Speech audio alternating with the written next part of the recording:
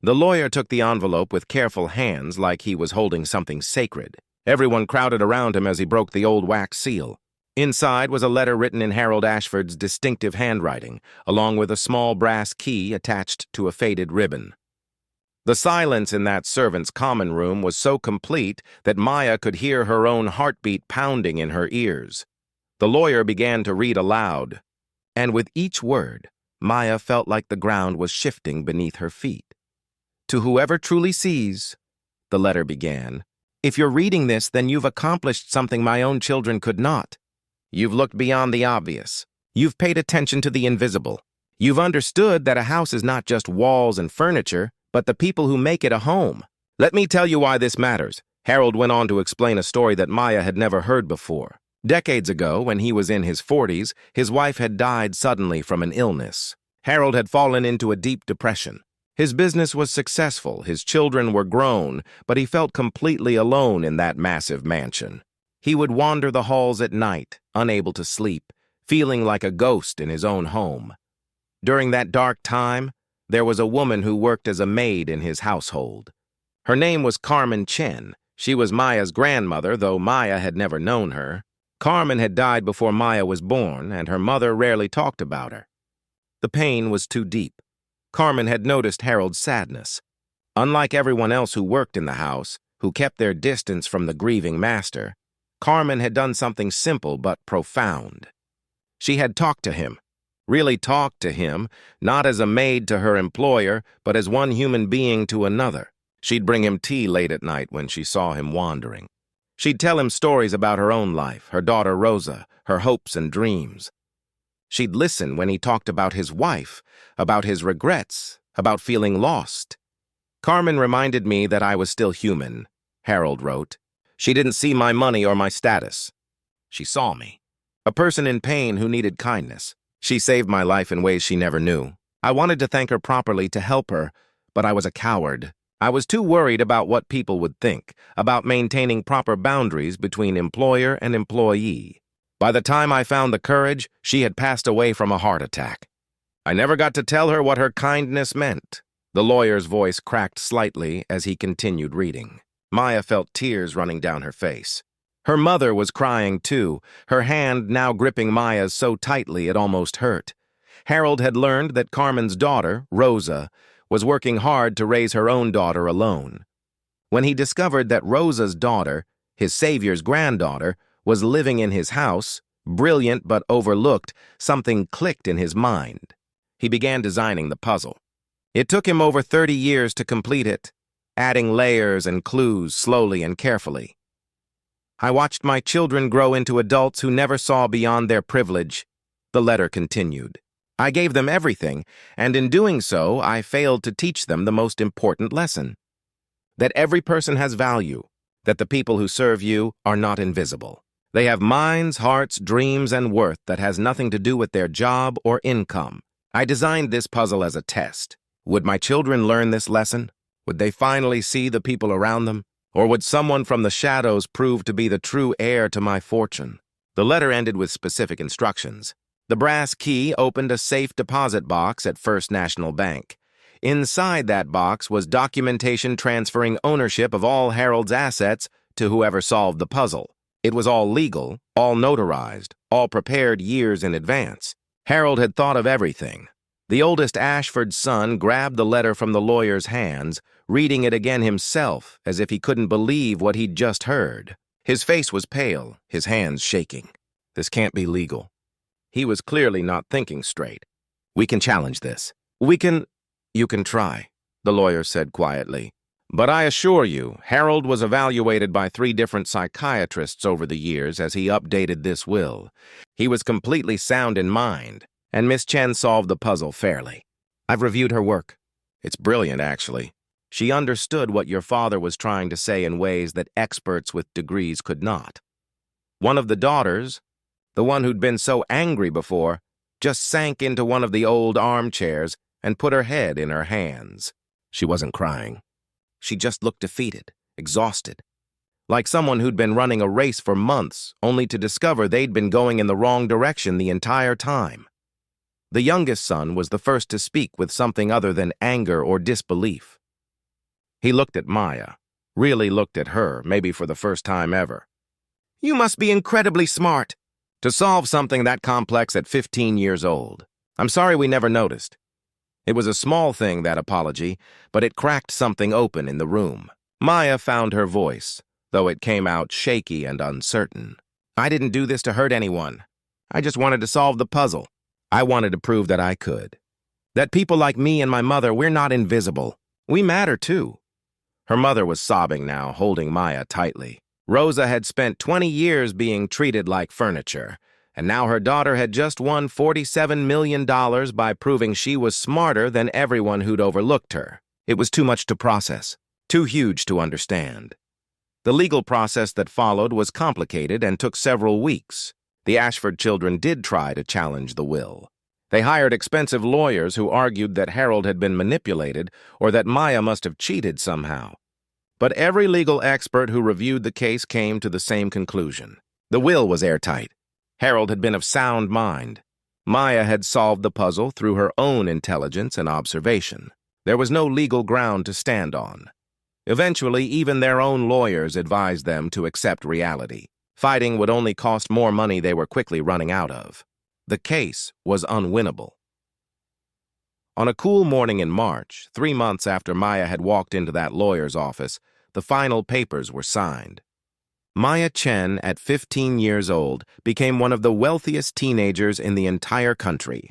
The news spread like wildfire. Reporters showed up at the mansion. Local news stations wanted interviews. The story was just too incredible. "Poor Maid's daughter solves impossible puzzle, wins millions." It was the kind of story that people couldn't stop talking about, but Maya handled it all with a level of maturity that surprised everyone. She hired a team of financial advisors and lawyers who specialized in protecting young people who suddenly came into wealth. She set up a trust fund that she couldn't touch until she was 25, except for specific expenses like education and modest living costs. She wanted to make sure no one could take advantage of her, and that she'd have time to grow up and figure out who she was before having access to that much money. The first thing Maya did with her new fortune was take care of her mother. They moved out of the servants' quarters into a comfortable house in a nice neighborhood. Not a mansion, not something flashy, just a real home with enough space for both of them, with a yard and big windows that let in lots of light. Rosa cried when she saw it, walking through rooms that belonged to them, not to someone they worked for. Rosa retired immediately. At 52 years old, her hands were so damaged from years of hard labor that doctors said she had arthritis that would never fully heal. But now she didn't have to work anymore. She could rest. She could take care of herself. She could visit doctors and get treatment. She could just be a mother without constantly worrying about money and survival. Maya Chen was only 15 years old when her entire world changed forever. But before that moment came, she lived a life that most people would never notice. She wasn't invisible because she wanted to be. She was invisible because that's what happens when you're the daughter of a maid in a mansion where money talks louder than people. Every morning, Maya woke up at 6 in the servants' quarters of the Ashford estate. Her room was small, just big enough for a single bed, a wooden desk her mother had found at a garage sale, and a lamp that flickered when the wind blew too hard. The walls were thin, so thin she could hear everything happening in the main house. The laughter during dinner parties, the arguments about business deals, the clinking of expensive wine glasses that cost more than her mother's monthly salary. Her mother, Rosa, had been working for the Ashford family for almost 20 years. 20 years of waking up before dawn to prepare breakfast. 20 years of ironing shirts and polishing silverware until it gleamed. 20 years of being called simply Rosa, or sometimes just the help, by people who never bothered to learn anything else about her. Rosa never complained, though. She would tell Maya, "We're lucky to have steady work, mija." Not everyone has that, but Maya knew her mother's hands told a different story. They were rough and swollen from years of scrubbing floors.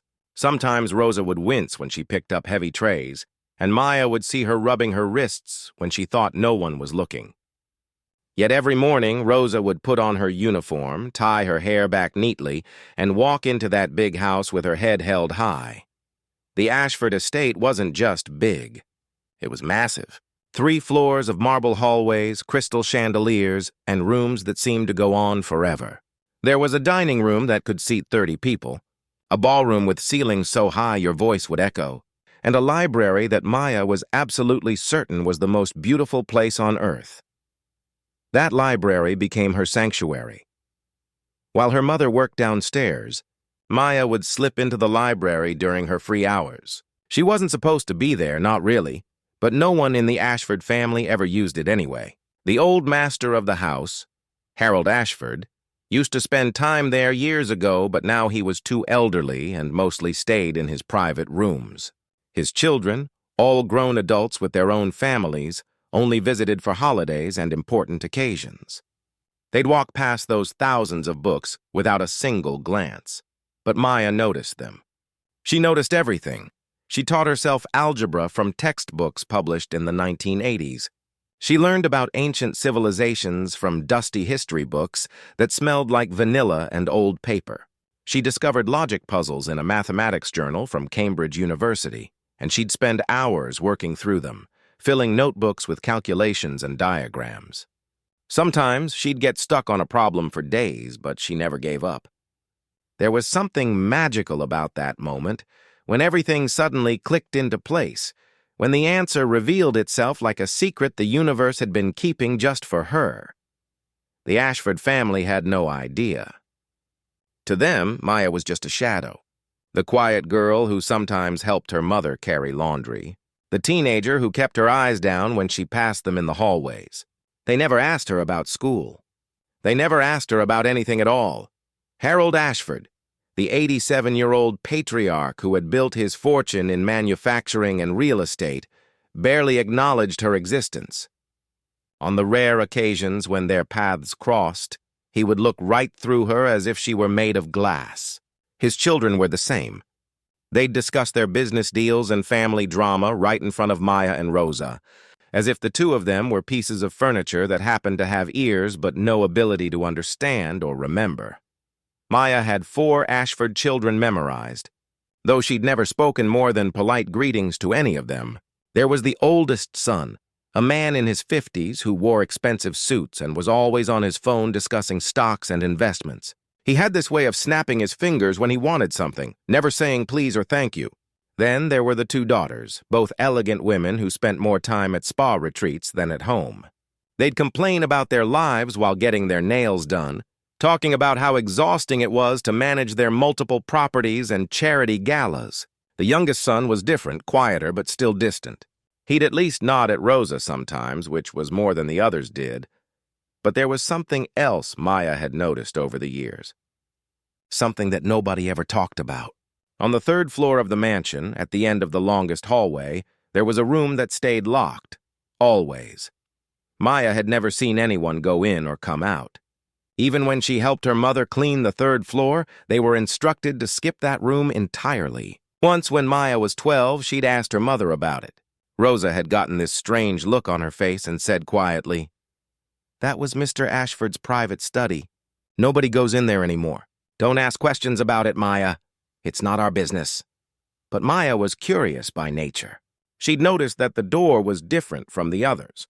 It was made of darker wood, heavier, with an old-fashioned lock that looked like it belonged in a museum.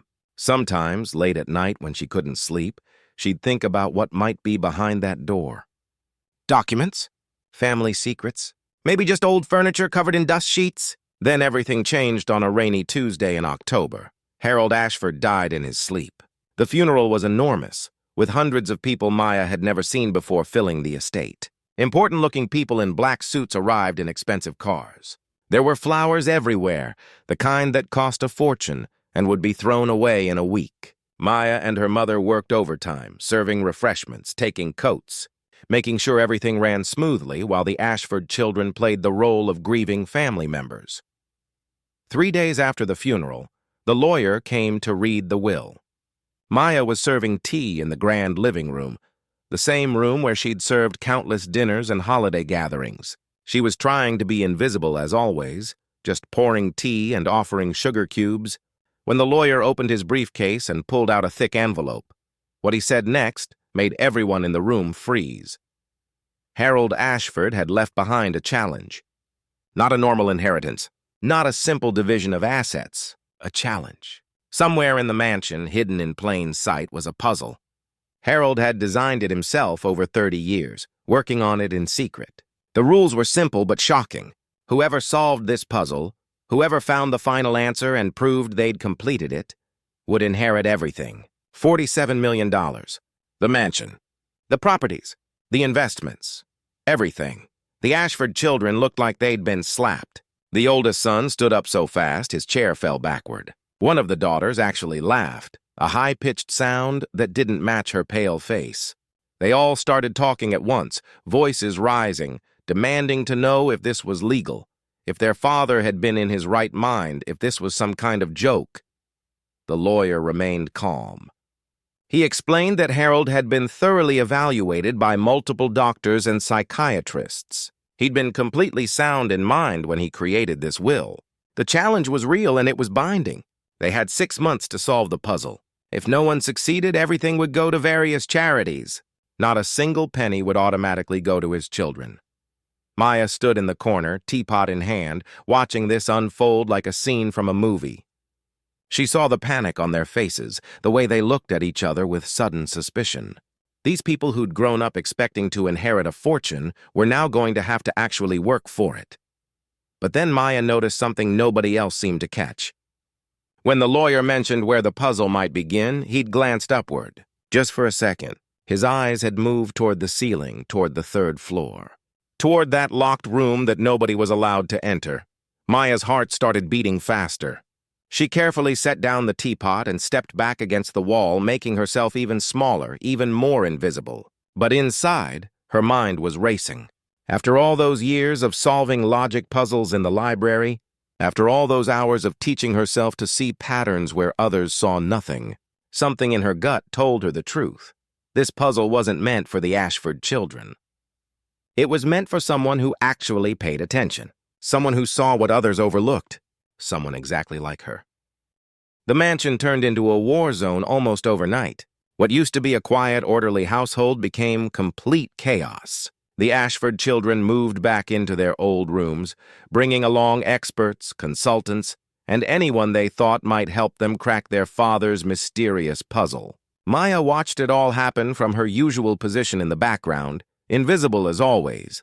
The oldest son hired a team of cryptographers from some fancy university in Boston.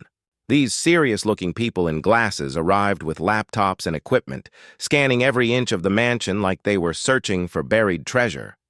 The 2 daughters brought in an art expert who examined every painting on every wall, looking for hidden messages or secret codes. They even hired a specialist in antique furniture who took apart chairs and tables, searching for compartments that might contain clues. The youngest son took a different approach.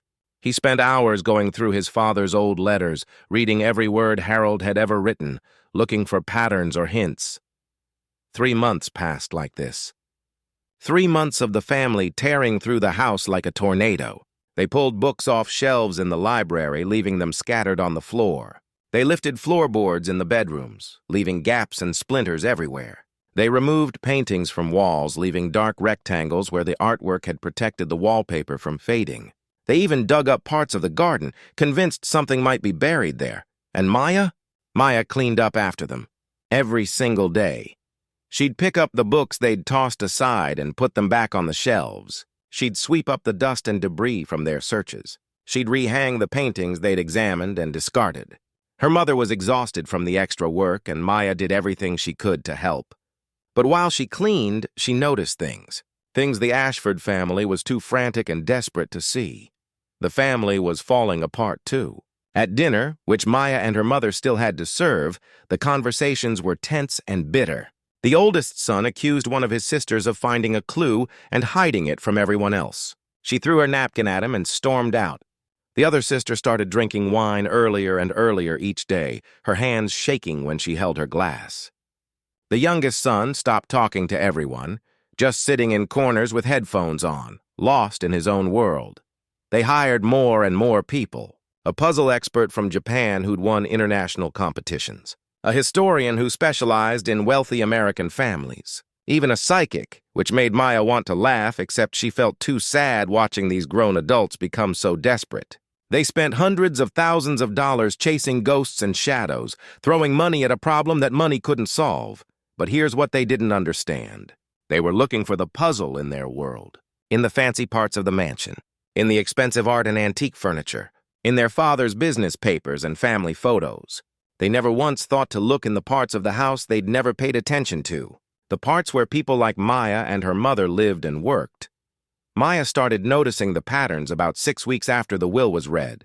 She was cleaning the third-floor hallway one afternoon, the same hallway where that mysterious locked room stood at the end. The Ashford family had searched this hallway too, of course, but they'd found nothing. They'd moved on to other parts of the house, convinced there were no clues up here. But Maya had time, and she had patience. While she dusted the window frames, her fingers brushed against something strange. Little grooves in the wood, so small and light you'd never notice them unless you were actually touching the frame. She leaned closer. They weren't random scratches. They were numbers. Tiny numbers carved delicately into the wood. 3, 14, 27, 51. Her heart jumped. She pulled out her phone, the old one with the cracked screen that barely held a charge, and took a photo. Then she kept cleaning, trying to look casual, trying not to let her excitement show. She checked every window frame on that floor. Only 4 of them had numbers. 4 windows. 16 numbers total. That night, in her tiny room in the servants' quarters, Maya sat at her desk and stared at those numbers. What did they mean? She tried adding them, subtracting them, looking for mathematical patterns. Nothing made sense. She stayed up until 2 in the morning, her eyes burning with exhaustion, before finally admitting she needed to think about it differently. The next day, something else caught her attention. She was cleaning one of the guest bathrooms on the 2nd floor, the one the family never used because it was in the servants' wing. As she wiped down the walls, she noticed the wallpaper had these strange little indentations, tiny pressed marks forming a pattern, dots and dashes, almost like Morse code, except it wasn't quite right. Maya's mind started racing. She took more photos. She started carrying a small notebook in her apron pocket, jotting down anything unusual she found. A weird arrangement of books in the library that nobody had touched. Certain tiles in the kitchen floor that were slightly different colors from the others. A picture frame in the downstairs hallway that hung at a strange angle no matter how many times Maya straightened it. Then came the night that changed everything. It was a Thursday, almost midnight. Her mother had gone to bed early, exhausted from a long day. The Ashford family was either asleep or out for the evening. The mansion was quiet, just the old sounds of pipes and floorboards settling. Maya knew she shouldn't do it. She knew it was risky, but she couldn't stop thinking about that locked room on the 3rd floor. She'd been watching YouTube videos on her phone for weeks, learning about locks and how they worked. Old locks like the one on that door weren't actually that complicated if you knew what you were doing. Maya had bought a cheap lock-picking set online with money she'd saved from helping neighbors with their kids' homework. She'd practiced on the lock to her own room until she could open it in under a minute. Now, standing in front of that forbidden door, her hands were shaking so badly she almost dropped her tools. What if someone heard her? What if she got caught? She and her mother would lose everything. They'd be fired, kicked out, left with nothing. But something deeper than fear was pushing her forward. It was curiosity. It was the same feeling she got when she was solving a really difficult puzzle. The feeling that she was close to understanding something important. The lock clicked open. Maya held her breath. Slowly, carefully, she pushed the door open. It creaked softly, and she froze, listening for any sound of footsteps or voices. Nothing. She slipped inside and closed the door behind her. The room was incredible. Moonlight came through a large window, illuminating what was clearly Harold Ashford's private study. But it wasn't like the rest of the mansion. This room felt different, personal. There were photographs on the walls, but not the formal family portraits you'd see downstairs. These were casual photos. Harold as a young man laughing with people in work clothes. Harold shaking hands with factory workers.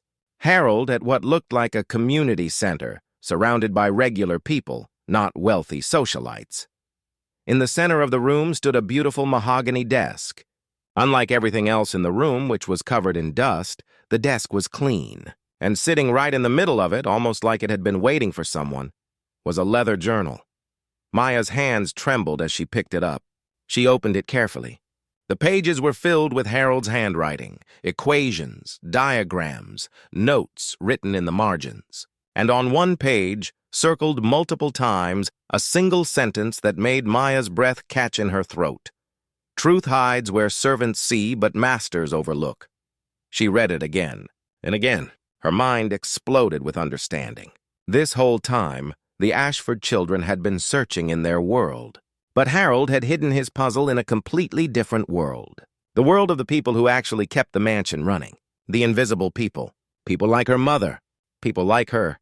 Maya knew she couldn't take the journal. That would be too obvious. Instead, she spent the next hour carefully photographing every single page with her phone. Her hands were steadier now. She was in her element, documenting evidence, gathering information. This was just like researching for a school project, except the stakes were infinitely higher.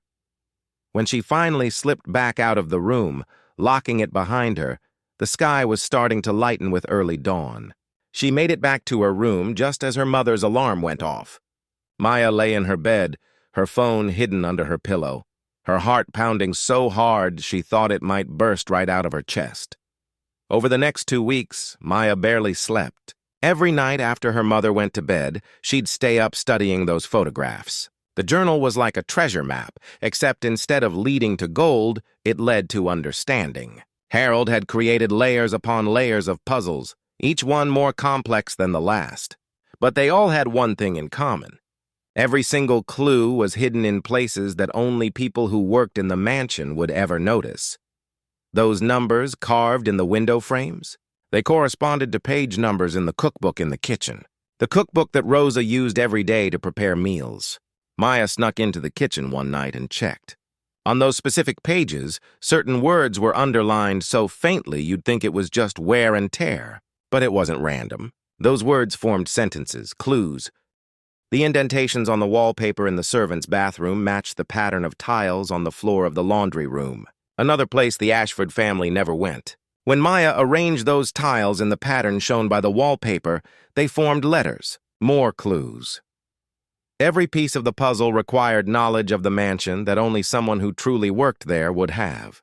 You'd have to know which floorboards creaked and in what pattern. You'd have to know the schedule of when the gardener came and where he kept his tools. You'd have to understand the flow of the household from the perspective of someone who actually made it function, not someone who just lived in it. Maya felt something growing inside her as she solved each layer. It wasn't just excitement, it was anger. Not angry at Harold, but angry at the situation. Her mother had worked in this house for 20 years. 20 years of being invisible.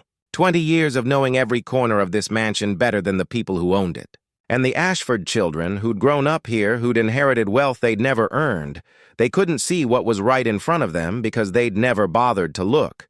Maya solved the final piece of the puzzle on a Wednesday night, exactly 2 weeks before the 6-month deadline. She was sitting at her small desk, surrounded by notebooks filled with calculations and drawings, her phone propped up against a stack of library books, when everything suddenly clicked into place. The answer was so elegant, so perfectly designed, that she actually laughed out loud before quickly covering her mouth with her hand. The final clue led to a location she'd walked past hundreds, maybe thousands of times. The servants' quarters fireplace, the one in the common room where she and her mother would sometimes sit on cold winter evenings, drinking tea and talking about their day. Behind a loose brick on the left side, about 3 feet up from the ground, Harold had hidden a sealed envelope. Maya knew it was there. She could picture it perfectly in her mind. But knowing and doing something about it were two completely different things. For 3 days, she kept the solution to herself. She'd wake up in the morning, see her mother getting ready for work with those swollen, painful hands, and think about saying something. Then fear would grip her chest so tightly she could barely breathe. What if she was wrong? What if the Ashford family accused her of cheating somehow? What if they said she'd stolen information or broken into places she shouldn't have been? Which, to be fair, she had done when she picked the lock to Harold's study. Her mother noticed something was off. Rosa had raised Maya alone since she was a baby, and mothers always know when their children are hiding something. One evening, Rosa sat down next to Maya on her small bed and took her hand gently. "Mika, what's troubling you? You haven't been sleeping. You barely eat. Tell me what's wrong." Maya wanted to tell her everything right then, but she saw the exhaustion in her mother's eyes, the way Rosa winced when she sat down, the bandage on her thumb from where she'd burned herself on the stove that morning. How could Maya possibly explain that she might have just solved a $47 million puzzle? It sounded insane even in her own head. "I'm just worried about school, Mama. Big test coming up. That's all."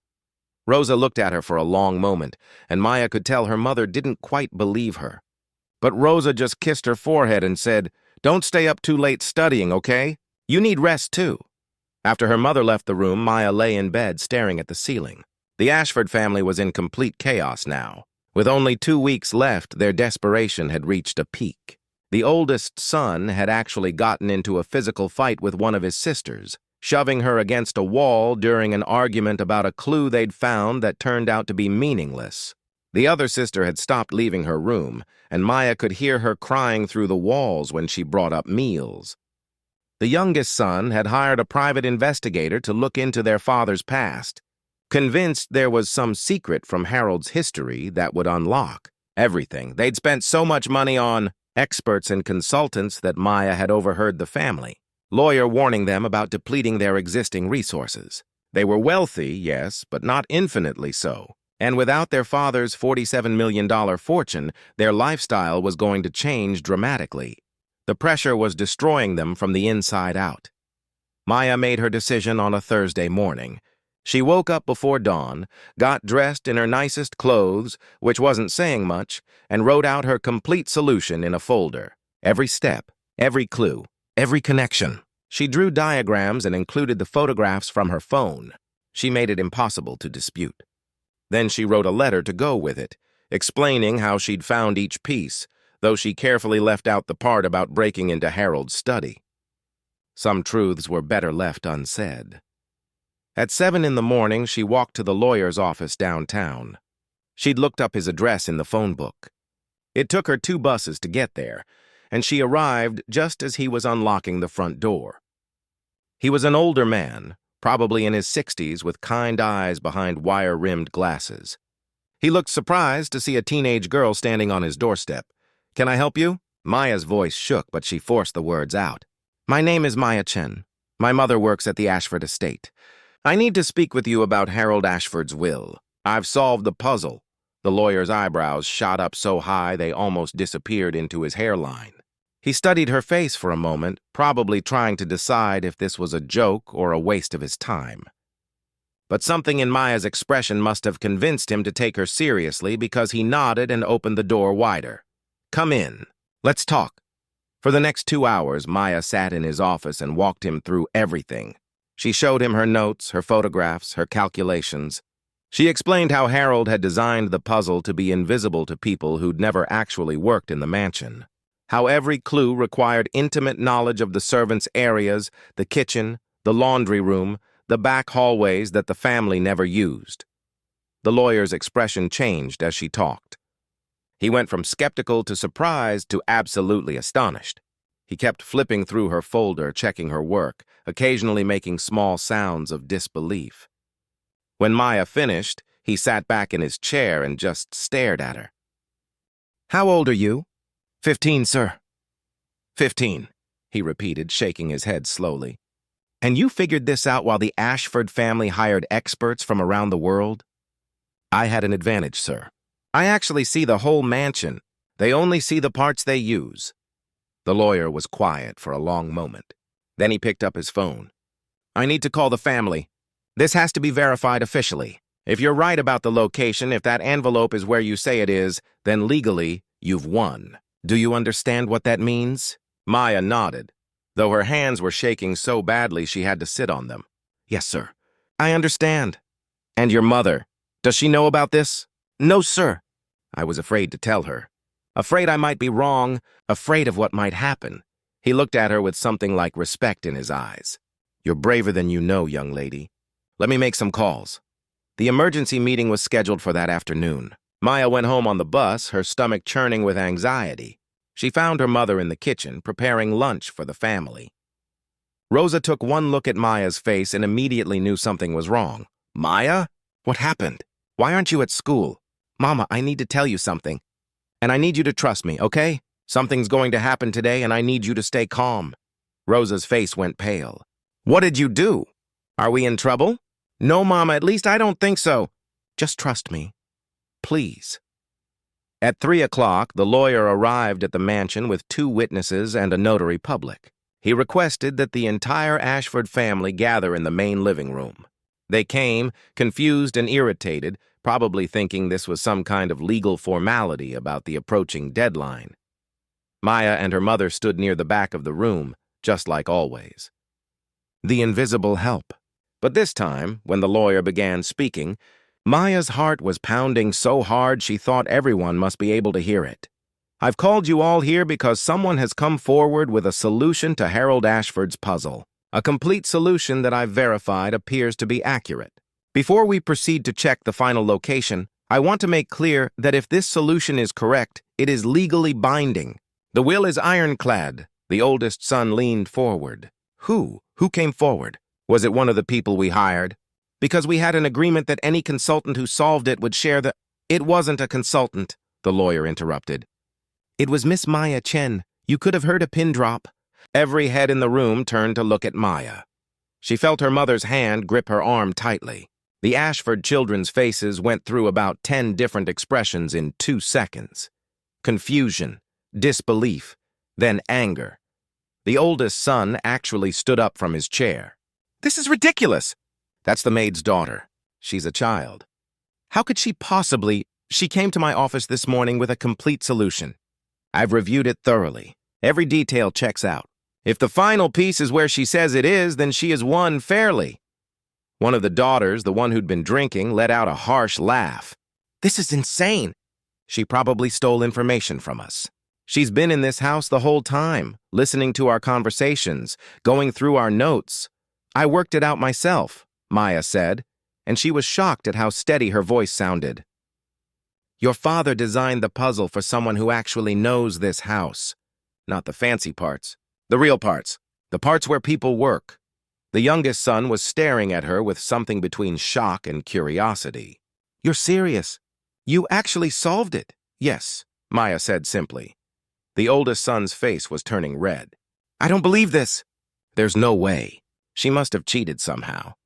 "She must have— There's one way to settle this," the lawyer said calmly. "Miss Chen, please show us where the final piece is located." Maya's legs felt like jelly as she walked toward the servants' quarters.